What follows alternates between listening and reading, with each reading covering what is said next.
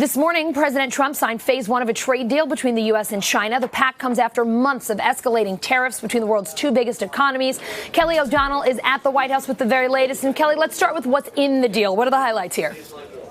Well, one of the things that President Trump wanted to highlight is that China agrees to buy more goods, and that should help American farmers and businesses and should ease some of those tensions that have really threatened the businesses around the United States, especially family farmers. And to some extent, it goes all the way to the consumer experience. So that's a big piece of this. But phase one, as they are calling it, is important to say is limited in its scope, and negotiations will continue with China for a more sort of forceful plan to try to get a better agreement. Part of what this does is it also begins to tackle issues in the technology area like intellectual property, like China's request frequently to have companies sign over some of their technology in order to get access to markets in China, trying to curb that sort of requirement in the business world. And part of it also, on a political sense, is giving President Trump an opportunity to have a ceremony, have an official signing, have positives come out of this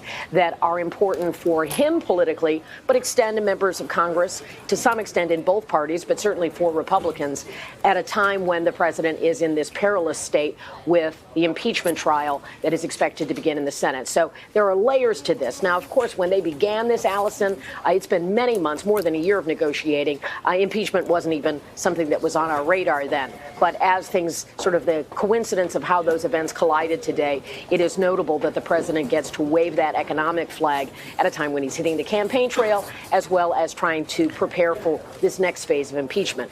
So with China, it also signals that there is an improved relationship. Of course, there have been tariffs, and that is a very costly business. President Trump saying that he would be willing to remove some of those tariffs on goods in phase two. So this is an important mile marker in this ongoing negotiation, but it also is a long way from the conclusion that the U.S. and China hope to achieve.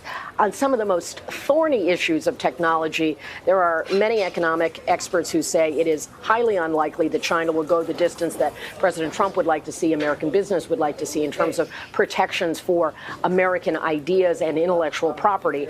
But they consider this a positive step. If China and the U.S. are trading more, if the imbalance is mitigated to some degree, that can be good for the U.S., for China, and as the president outlined today, President Xi of China said, good for the world as well. Allison?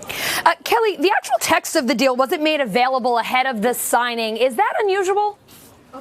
To some degree it is, and yet not so unusual in the Trump era. Part of that allows for the details to be finalized up until the last minute when the signing actually takes place. So the negotiation has been so contentious, perhaps not putting it into its final form until the day of the signing gave them a little last-minute wiggle room.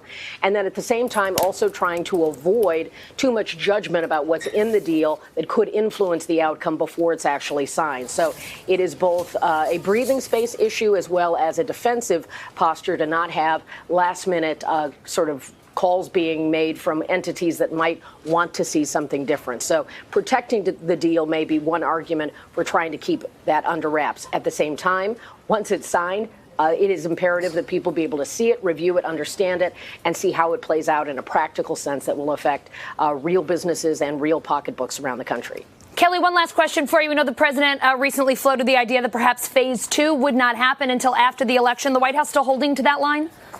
They're actually not embracing that. They would like to get this done before the election. The president sort of floated that, gives him a little bit of extra time and expectations. But they said today, officials who were involved in this process, they'd like to see it keep moving and keep the momentum of this first negotiation and signing to maybe carry them into resolving some of the other issues in phase two. The president also said he'd like to go to China for that and perhaps have an opportunity to meet face-to-face with President Xi if they make up more of the distance they're trying to accomplish. Kelly O'Donnell at the White House, thank you so much.